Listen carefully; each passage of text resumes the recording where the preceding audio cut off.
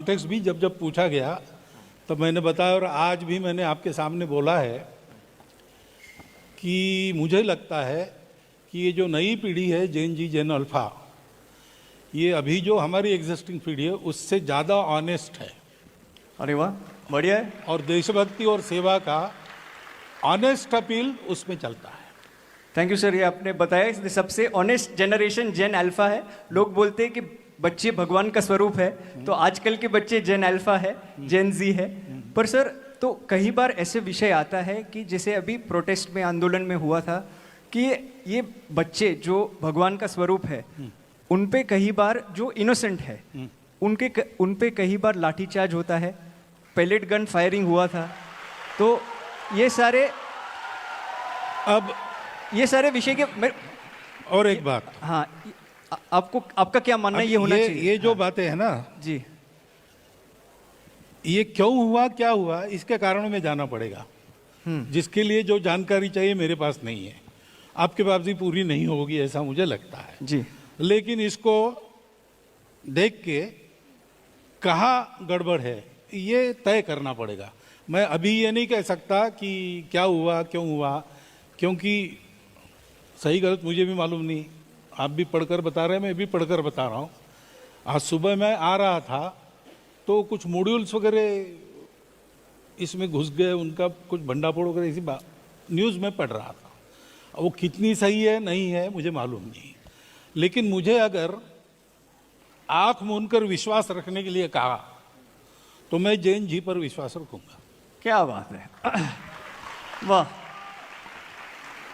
अभी आपने एक चीज़ बताई जेन जी के बारे में कि आप वो ऑनेस्ट है, आप आंख बंद करके उन पे विश्वास करते हैं।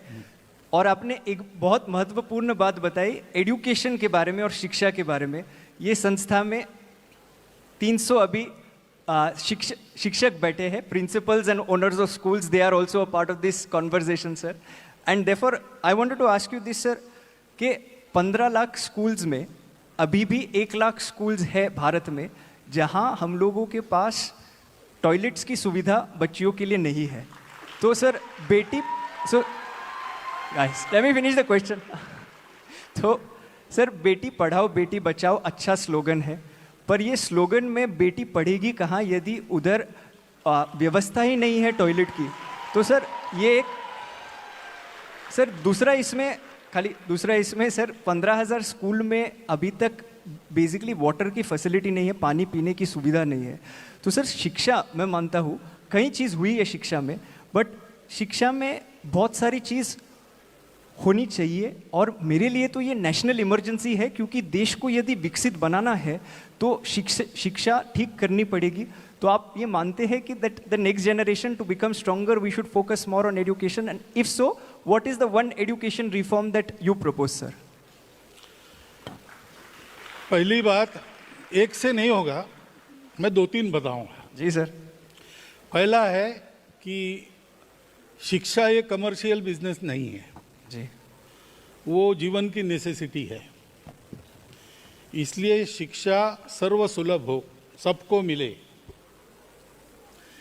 ऐसा उसका स्ट्रक्चर करना चाहिए। तो इसमें तो बहुत of education. Yes, thank you. पर सर, एजुकेशन के अलावा जेन जी और जेन अल्फा को बहुत अनेक अन्य चीज़ इन्फ्लुएंस करती है। उसमें से एक बड़ी चीज़ जो मैं मानता हूँ, जो आंदोलन में भी देखा गया, वो है सोशल मीडिया। इंस्टाग्राम के वीडियोस बहुत प्रभावित करते हैं। अभी इंस्टाग्राम पे सर ऐसा ही है, एल्गोरिथम जैसे चलते हैं, तो मतलब आप प्राइम मिनिस्टर मोदी के वीडियो लाइक कर लो तो आपको एक ही तरीके की विचारधारा मिलेगी, आप राहुल जी की वीडियो लाइक कर लो तो दूसरी तरीके की विचारधारा मिलेगी।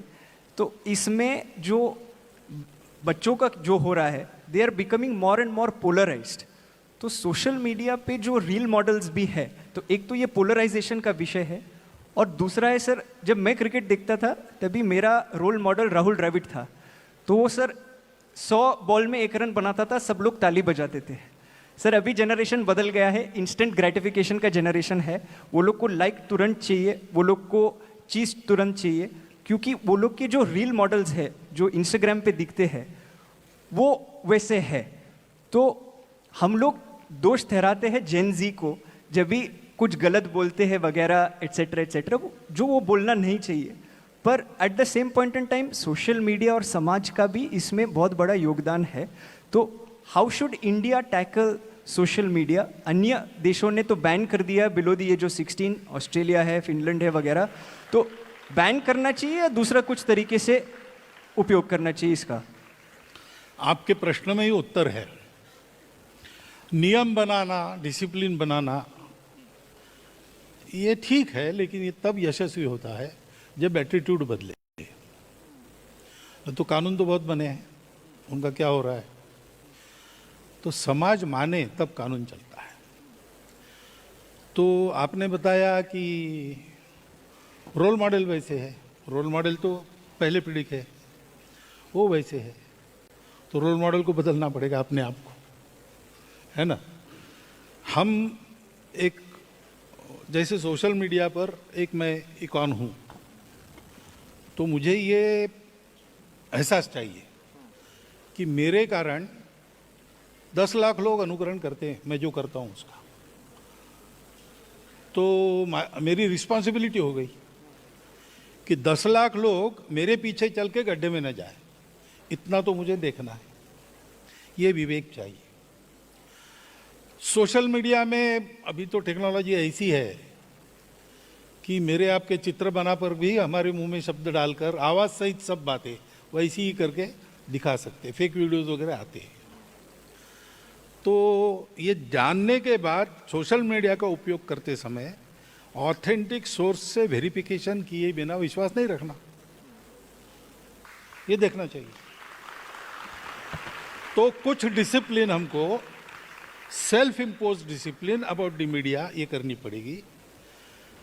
जैन जी वगैरह उनमें ये विवेक उत्पन्न हो क्या करना कैसे करना, ऐसा उसके पहले की जनरेशन हम लोगों को रहना पड़ेगा।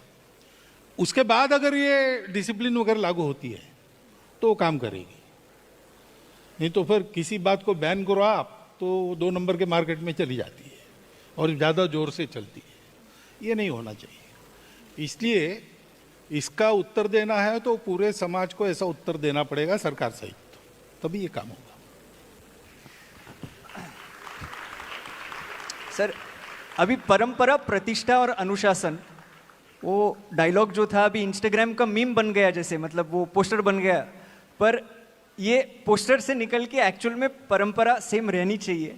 एंड ये आपने जो बताया दैट सही रोल मॉडल्स चुनने चाहिए, पर इसमें एक चीज़ है, जो ज़्यादा हेट करता है, ज़्यादा वायलेंस करता है, तो उनको ज़्यादा व्यूज़ मिलते हैं, उनको ज़्यादा लाइक्स मिलते हैं। आज शायद से राहुल द्रविड़ को T20 टीम में मौका भी ना मिले। तो ज़माना थोड़ा बदल गया है, तो इसमें नए रोल मॉडल्स को सामने कैसे लाए?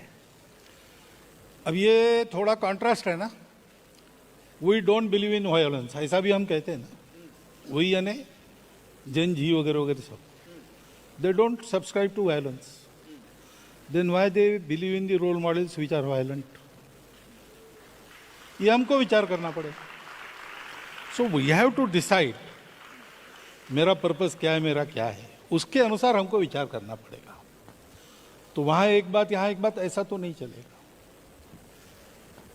दूसरा विषय इसमें, it is India's international movement to unite nations. यहाँ पहले रो में और अन्य देशों से कई एम्बेसडर्स, कई व्यक्ति आए हैं, स्टूडेंट्स भी जुड़े हैं। तो मेरा प्रश्न ये है कि हमारे बाजू में 2 देश है जो हमारे खास मित्र हैं, पाकिस्तान और चीन, और ये 2 देशों हमारे साथ काफ़ी बार लड़ाई होती रहती है। जब लड़ाई होती है तभी भारत में विचार ऐसा आता है कि we should not talk to them, that because they are fighting against us. What is your take on civil to civil, civilian to civilian ties in the times of conflict and even otherwise?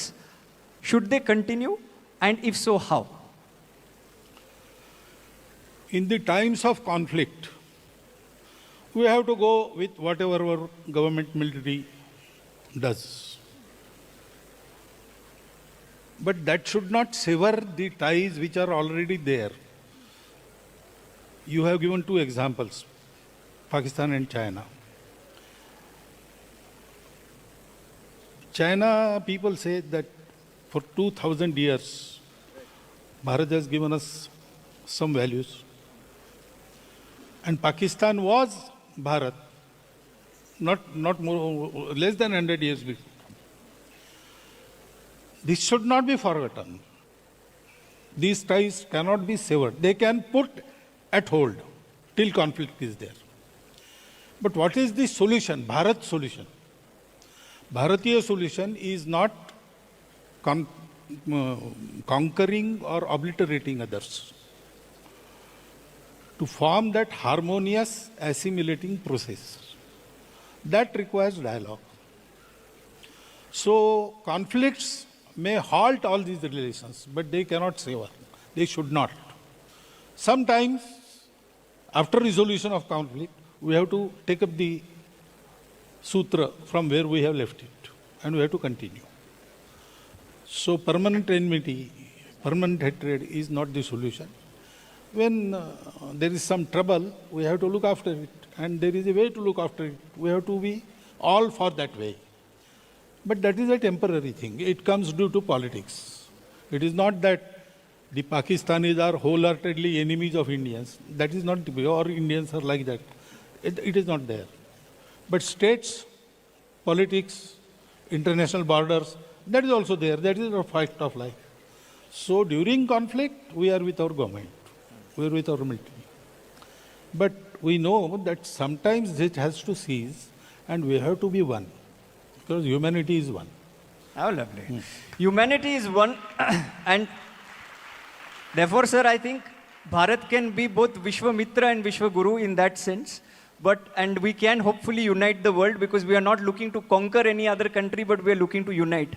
तो sir स्पष्ट पूछ लेता हूँ एक बार, आज की तारीख में सिविल सोसाइटी को पाकिस्तान और चीन के जो स्टूडेंट्स है या फिर नॉर्मल सिविल सोसाइटी है, उनके साथ संबंध रखना चाहिए, उनको बुलाना चाहिए, बातचीत करनी चाहिए, हाँ या ना? Not during times of conflict, I tell you. Now conflict is a military war or even terrorism. That is a sort of conflict. This terrorism is not only a terrorism by radical groups. It has a whole philosophy behind it. And there is a policy behind it. 1,000 cuts. So it is a hidden war. So we have to treat it accordingly. Okay. Understood.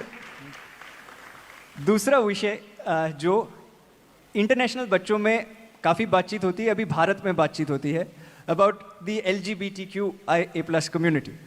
तो ये विषय पे आपने कई बार बोला है, and you have spoken and you have said that everybody is a part of the same community and we should treat everyone in the same manner. But sir, my question then to you in this is कि same sex marriage जो है अब तक वो legalise नहीं किया गया है, एंड संघ की विचारधारा इस पे और जेन जी और जेन अल्फा में ये काफ़ी बात होती है. उसके लिए मैं आपको पूछना चाहता हूँ that why is the RSS stating that same sex marriage should be disallowed? तो same, did I ever say same manner? Sorry sir. Did I ever say same manner? No sir. No. नो. LGBT or whatever, they are all part of the society thank you. which we belong to. And in our society, there is a tradition of accommodating them. There were systems. Now, marriage is not, in our tradition, vivaha. That is not a convenience created so that two people should live together. It is an institution which is created by marriage, family. Family is unit of society. And next generations are trained in kutumba or family to be good citizens of that country. So training of next generation by their relations, mata, pita, all these things. That is also an ancient system running. Now, we have to have some system first.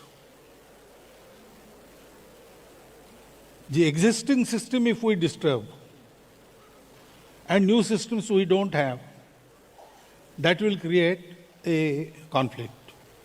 Secondly, we cannot mix these things.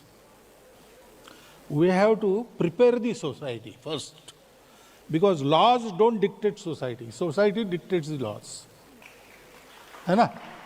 Ji So we have to educate the society first. That stage is not there. And at this stage, if we tamper with the Vivaha system, that will create some other side effects. So instead of that, prepare a system which can accommodate all these people. They are part of the society. And it should be seen to accordingly. That is definite. But manner can change. Manner has to change. This situation, we have to have these special measures. That is why same-sex marriage don't say that. How these same-sex companions can live together, you have to devise some system. You can form a law for that. Society will accept that. How lovely. How lovely. How lovely. So same sex companionship, उसके बारे में विमर्श और विचार करना चाहिए and eventually उस पे कोई law pass करना चाहिए कि that becomes acceptable in society. I am so glad Not only that, yes. that will continue the smooth running of the society in future also. That type. For Gen Z and Gen Alpha and the many conversations that we have about this government having progressive and sometimes not so progressive views and have people from the same ideology having such views, I am so glad that you made this statement, clarified it, and you said this. Sir, और एक विषय है महिला के बारे में, and you have stated saying that men must step back and empower women to lead. And I quote you in this word to word, आपने ये बताया है. According to you, what is the role of Indian women in society today?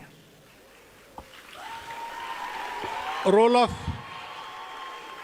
women in not only Bharatiya society, everywhere in the world, we take it that it is equal and complementary to each other.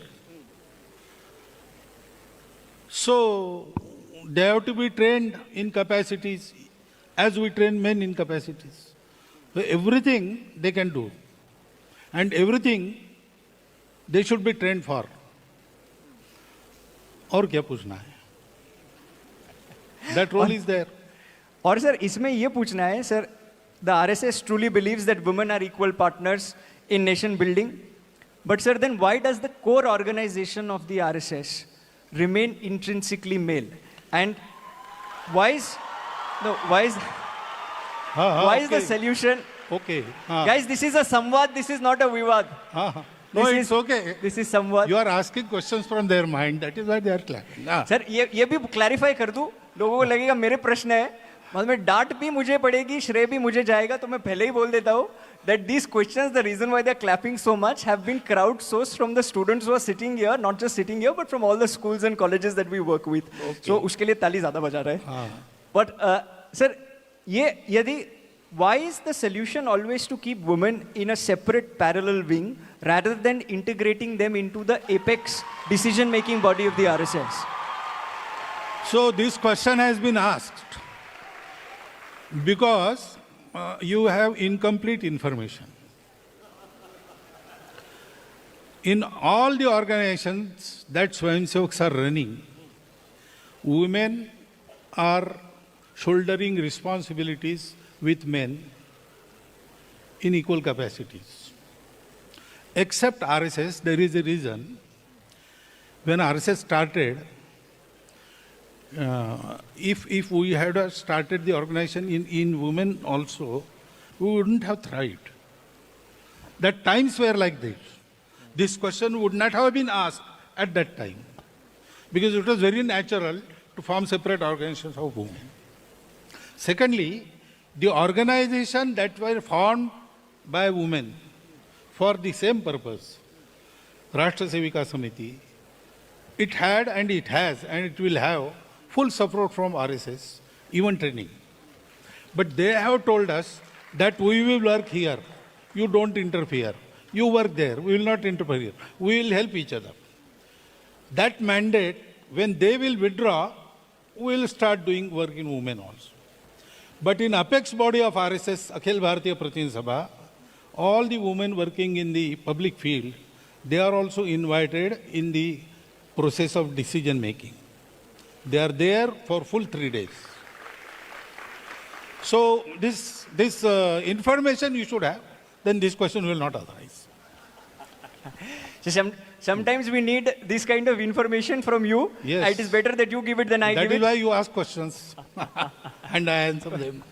पर इसमें और एक चीज़ है sir कि आपने यदि बोला and जैसे लास्ट भी बोला था उसमें मैंने वापस क्लैरिफाई कर दिया था अबाउट LGBTQ यदि if the women's wing of the RSS says that we don't need a women's wing anymore, then we will see one cohesive cohort that is between the RSS, that is the men and the women and everybody else equally and a part of the organization. It is not a wing, it Right. is separate autonomous organization. Right. If they say Right. that, okay, now RSS should also work, so we will start working in women. Okay. Okay. Sir second last question मेरे ओर से एक विषय है which is complementary to education. Education के बाद 24 की आयु के बाद स्टूडेंट्स एसेंशियली 21 के बाद they look for jobs. Bharat में there are 1.6 billion people now and there are 40 crore who are Gen Z sir. तो इसमें जाहिर सी बात है दैट इतने सारे यूथ के लिए जॉब्स एक साथ क्रिएट करना it is a difficult task. But at the same point in time it is also true that there is a 16% youth unemployment that is there in our country, sir. It is also true, sir, that young people are not finding jobs of their choice. It is true that there is an all-time income gap between the rich and the poor. Last time such kind of inequality happened was in 1922, where the top 1% now holds 40% of our national income, sir. तो sir, unemployment में भी काफ़ी चर्चा होती है. What is your take on unemployment and what should Samaj do and what should Sarkar do about this? Now, एक mindset हमको बदलना चाहिए. Employment is not only jobs. It is also entrepreneurship. It is also skilled work. लेकिन unfortunately अभी क्या है, समाज में माइंडसेट ऐसा है कि हाथ से जो काम करता है उसको प्रतिष्ठा नहीं है. अब 4 लाख रुपया मेरे पास है, 4 लाख रुपए का चावल गेहूं किसान के पास है. मैं और वो किसान किसी ऑफिस में गए एक साथ. मेरे 4 लाख खाने से पेट नहीं भरता, उसका गेहूं चावल खा के मैं पेट भरता हूँ. लेकिन मेरी इज्जत ज़्यादा है, मेरे पास कैश है. उसके पास कैश जिसके लिए वो है उसकी इज्जत नहीं है. ये हमको, इसको कहते श्रम प्रतिष्ठा, dignity of labour. We have to regain that. वो नहीं है और इसलिए everybody runs after some service job, preferably government service, preferably in his own district, preferably near his home office should be there. And everybody rushes at the same door and no one gets in. While there are fields where workers are not available. I also see what we call menial jobs. Doing that people have earned wealth. There are buildings, पान ठेला वाला, puncture वाला, ऐसे लोग. एक बच्चा 8वीं में पढ़ाई छोड़ के होटल में काम कर रहा था. एक यूनिवर्सिटी के रजिस्ट्रार ने उसको पूछा, उसने कहा मुझे पढ़ना नहीं है लेकिन कमाना है, तो क्या करना चाहते हो? पान ठेला. तो उसने पान ठेला चलाया. वो उस समय 8वीं में था, अब तो जवान हो गया, शादी, लड़के बच्चे हो गए. 29 लाख की प्रॉपर्टी है उसकी पान ठेला चलाते हुए. That registrar trained him for 1 year to run a paan ठेला. ऐसे है. और ऐसी एक उदाहरण, उस रजिस्ट्रार ने 400 लोगों को तैयार किया है.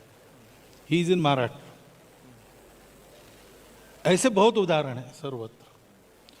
तो एंटरप्रेन्योरशिप चाहिए, श्रम प्रतिष्ठा चाहिए। सब लोग जॉब्स में ही जाएंगे, गवर्नमेंट जॉब में ही जाएंगे, ऐसा नहीं है। अच्छा लाइफ इससे मिल सकता है, लग्जरियस लाइफ मिलेगा इसकी गारंटी नहीं है। अब हमको बहुत पैसा चाहिए, आराम से चाहिए, परिश्रम नहीं चाहिए, ऐसा अगर हम सोचेंगे तो ये तो ऐसा होगा कि स्वर्ग में जगह चाहिए, अमृतपान चाहिए, रोज ये चाहिए और परिश्रम कुछ न करना पड़े। तो वो सपने तो सबके सफल नहीं होते। लेकिन अनएम्प्लॉयमेंट जा सकती है अगर हमने जॉब को ऊपर नीचे देखना छोड़ दिया। और हमने छोड़ दिया है ने, मैं जॉब के लिए प्रयास कर रहा हूँ, मेरी सवाल नहीं है, सोसाइटी ने छोड़ना चाहिए। जो कमा रहा है उसकी प्रतिष्ठा है, हाथ से कमा रहा हो, जॉब में कमाता हो, सरकारी नौकरी में हो, प्राइवेट नौकरी में हो, अपना उद्योग चलाता हो, कुछ भी चलाता हो, एजुकेशन में इसकी तैयारी चाहिए। पर आप बढ़िया आपने बताया ये, पर रिजर्वेशन, ये एजुकेशन में और एम्प्लॉयमेंट में एक मुद्दा मेन है जो है रिजर्वेशन सर। और रिजर्वेशन जब से चालू हुआ है, it is important to get reservation till the last person, because the ones who do not get opportunities deserve the reservation. But शायद से अंबेडकर जी ने भी नहीं सोचा होगा कि रिजर्वेशन अब तक कंटिन्यू हो रहा है। I am just following up on that, क्योंकि आपने ये बोला है। तो for general population sir, the thing is sir, reservation बढ़ता जा रहा है, एक राजनीतिक विषय बन गया है। एंड एक्चुअली जो टॉप 1% ऑफ SC/ST है sir, they have become the creamy layer, जैसे OBC में हुआ है। और सर वो ही सारे रिजर्वेशन ले लेते हैं। तो जनरल कैटेगरी के बच्चे जैसे मैं हूँ सर, मेरिट में अच्छा था, इतना अच्छा भी नहीं था पर मेरिट में अच्छा था, पर सर कट ऑफ लिस्ट में मेरा नाम लास्ट आया। तो सर मैं खाली इतना पूछना चाहता हूँ कि reservation according to you, do you think it should be lifelong, or do you think now it is perhaps time in order to curtail reservation and bring it back both in employment and education, sir? I will not answer you directly. I will ask you to go to what Dr. Babasaheb Ambedkar thought about reservation. If honestly we follow his advice, then there is no problem. Social कारणों से reservation है, social discrimination जब तक है reservation चलेगा। जिनको मिल गया और जिनका ठीक हो गया, उतना लार्ज हार्टेड चाहिए, उन्होंने दे देना चाहिए। और अगर ये ठीक से होता है तो वहाँ ऐसे स्वर भी उठ रहे हैं जहाँ रिजर्वेशन मिलता है, वो अब ऐसा थोड़े है, लेकिन कहना शुरू हो गया है कि अब हमने ले लिया, हमारा ठीक हो गया, अब दूसरे को दे दो। कैटेगराइजेशन की मांग कुछ प्रांतों में हो गई, अभी सुप्रीम कोर्ट ने भी कह दिया। ये क्यों हुआ? इसलिए कि सबको मिलना चाहिए। तो there is a stream in those who get the reservations that this is for our upliftment, this is not the permanent measure, and we have to take advantage of this, improve ourselves and make this useful for others, those who haven't got yet. ये वहाँ stream है, उसको encourage करना चाहिए। इसमें राजनीति छोड़ देनी चाहिए। सारे मेजर्स को प्रामाणिकता से इम्प्लीमेंट किया तो जल्दी उसकी आवश्यकता समाप्त होगी, तब विचार करेंगे। लेकिन इसकी राजनीति हुई, इसलिए बैड ब्लड क्रिएट होता है। वास्तव में सामाजिक एकता के लिए ये मेजर लाया गया है। वो डिविजिव उपयोग उसका करने वाली, in itself measure is not wrong, but those who wield the sword, they are wielding it wrong way, intentionally. Unless that is cured, I don't see anything. I am so glad that you've said this. Coming from somebody like you, I am sure the country is listening. But एक आखिरी प्रश्न जो था वो पर्यावरण पे है, क्योंकि climate change is something that we keep talking about in our conferences. 108 conferences करते हैं सर एक साल में, आप जानते हो, और बाद में ये आखिरी का कार्यक्रम होता है। तो क्लाइमेट चेंज के बारे में everybody is very passionate in Gen Z and Gen Alpha, and this is across. Mumbai में भी है, मदुरई में भी है, ये छोटे शहर में है, छोटे बड़े शहर में सेम समस्या है। वो लोग बोलते हैं कोई भी सरकार है सर, भाजपा है या कांग्रेस है या राष्ट्रवादी है, जो भी है, जब भी हम लोगों को आवाज़ उठाना है कि आप पेड़ पौधे क्यों काट रहे हो, you can build the road in a different manner, and सरकार नहीं सुनती। तो सर क्या करना चाहिए, क्योंकि हमारी आयु अभी जो बैठे हैं तो हमारी आयु है 15, 16, 17, 18, 19। तो आपका क्या सुझाव है, what should young India do when they believe so much in climate change but sometimes governments don't believe as much in climate change? वो government is a different thing. Correct, but हमको क्या करना चाहिए? Anywhere government is a different thing. It has to act in so many pressures. Secondly, the available model of development is itself unsustainable. That is why they have to plan for sustainability goals. And the only country which fulfills that goals per year is Bharat. Everybody else talks of this Paryavaran and never acts on it. We have to change the model. As you said, development can happen without harming Paryavaran. That is true. But that way is with us and we are not treading on it. So we have to change our development model. That is the basic thing. Without that, no government can act fully for the Paryavaran. Some lapses will be always there. Now, this requires a tremendous pressure which should come from the society. If society has to create the pressure, society has to act on Paryavaran. So, possible successful way, I see that we should start from our own home with small things. जैसे एक programme अब हम लेके जा रहे हैं समाज में, पानी बचाओ, प्लास्टिक हटाओ, पेड़ लगाओ. सो अपने घर में इलेक्ट्रिसिटी, अपने घर में पानी. अभी बहुत सी जगह आदत है खिड़की दरवाजे बंद कर लेना और लाइट लगाना. फिजिक्स का क्लास चल रहा था तो ठंडी हवा आने लगी, इसलिए सब खिड़कियां बंद की और अब गर्म होने लगा, इसलिए पंखे चलाए. तो प्रोफेसर ने कहा दिस इज कॉल्ड सिविलाइजेशन. ऐसा हम कर रहे हैं. हम अगर अपने घर से शुरू करते हैं कि शावर के नीचे कितने देर रहना, 45 मिनट, 1 घंटा लोग रहते हैं, 15 मिनट में पूरा काम हो सकता है. स्नान के लिए पानी कितना चाहिए, तो जो एक्सट्रीम पर्यावरणवादी है उन्होंने डेमोन्स्ट्रेशन करके हाफ ए बकेट साबुन वाबुन लगा के सब. लेकिन ठीक है, 1 बकेट 2 बकेट बहुत हो गया. इलेक्ट्रिसिटी का कैसा होता है, अनावश्यक लाइट कितनी होती है, शादी ब्याहों में कितना एक्स्ट्रा वैगेंजा होता है. ये सारी बातें हम करते हैं. एक तरफ वो करते हैं, दूसरी तरफ ये करते हैं. और इसलिए क्या होता है कि हमारे कहने का प्रभाव नहीं होता है. तो इसलिए we have to start from our home. तो अवेयरनेस होगा. अभी अवेयरनेस बहुत अच्छा आ गया है और बढ़ना चाहिए. इसके बाद समाज प्रेशराइज करेगा. नहीं तो क्या होता है कि पेड़ नहीं कटने चाहिए, पहाड़ नहीं धंसने चाहिए, इसलिए प्रोजेक्ट बंद करो. ऐसा कहने के बाद एम्प्लॉयमेंट के लिए जनता उसके विरोध में खड़ी हो जाती है. अब दोनों चाहिए, एम्प्लॉयमेंट चाहिए, डेवलपमेंट चाहिए, पर्यावरण भी चाहिए. तो फिर हमको मॉडल बदल के काम करना पड़ेगा. अगेन मॉडल बदलना है तो दुनिया के उल्टा जाना पड़ेगा. उल्टा जाना पड़ेगा तो पहले समाज में मॉडल चाहिए, तब किसी की हिम्मत होगी उस पर चलने की. ये सब करना पड़ेगा और ये स्टार्ट हुआ है. में करो ऐसा आपको नहीं कह रहा, आप भी करो. हमने शुरू किया है, हमने ऐसे मॉडल्स भी खड़े किए. डेवलपमेंट विद पर्यावरण, हमारा ग्राम विकास उसी प्रकार से चलता है.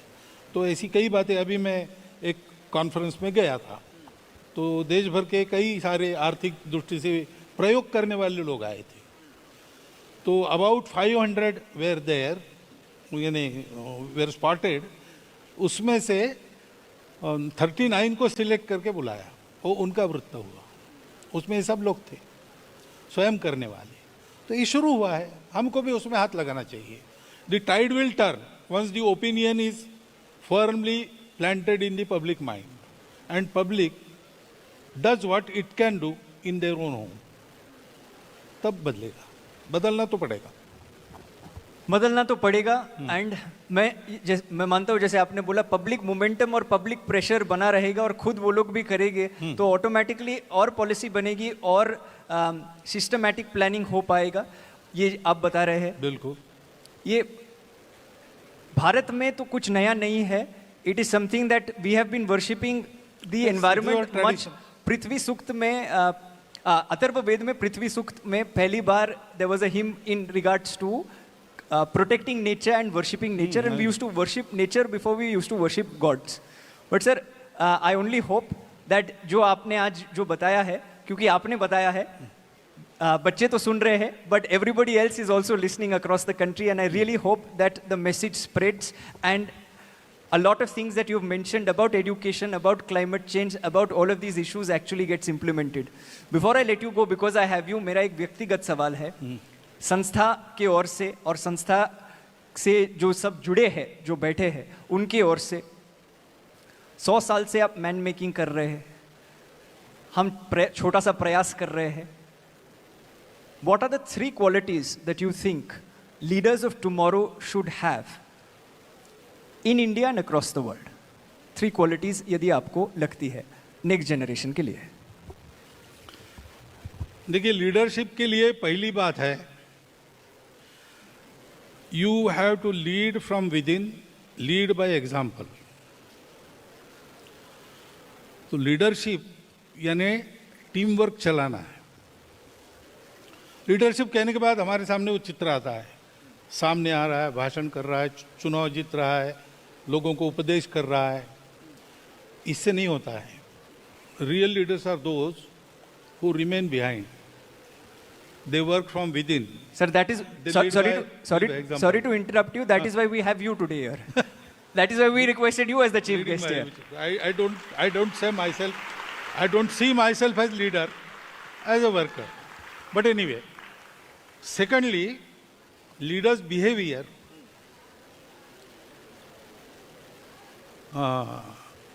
There are 5 qualities. जी। शास्त्रे त्यागी, पात्रे त्यागी, रणे रागी, भागी परिजनैः सह. So he knows all the things and he appreciates qualities. Patre tyagi, gune ragi, appreciate the qualities. He shares, bhagi parijanais, shares with all others. Whatever he gets, kirti, prasiddhi, success, material gains, he shares. Shastre bodha, he knows the science. Rane yodha, if there is strife, he is a warrior. Prabhu Panchaguni Bhavet. These are the 5 qualities of the leaders. And thirdly, leadership is to lead people to light.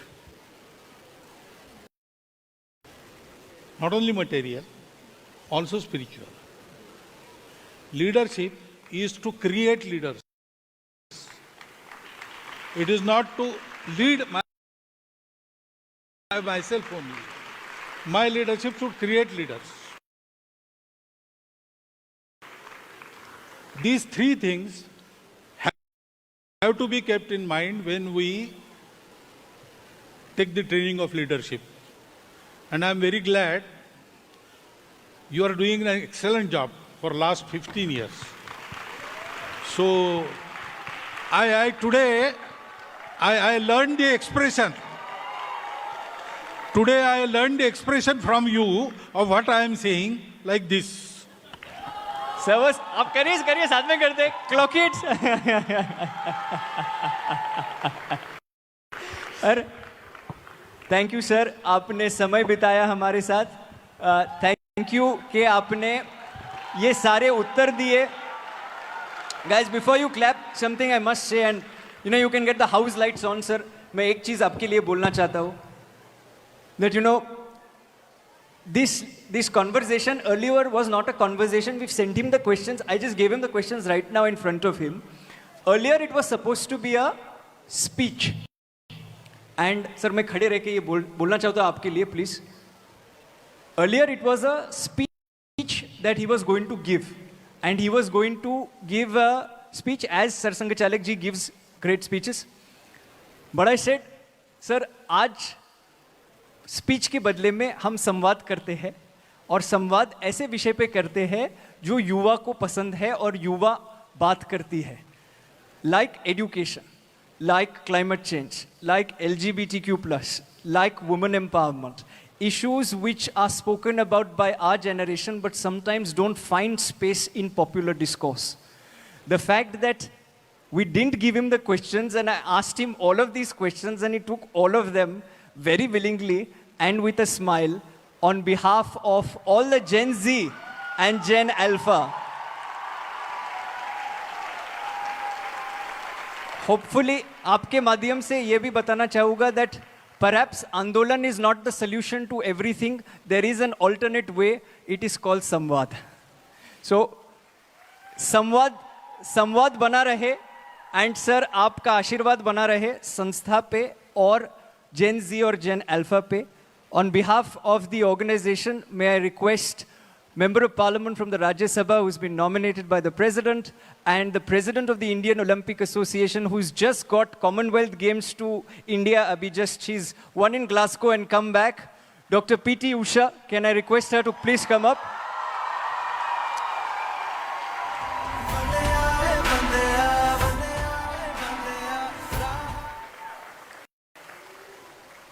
And up until... If the music's played, it's fine.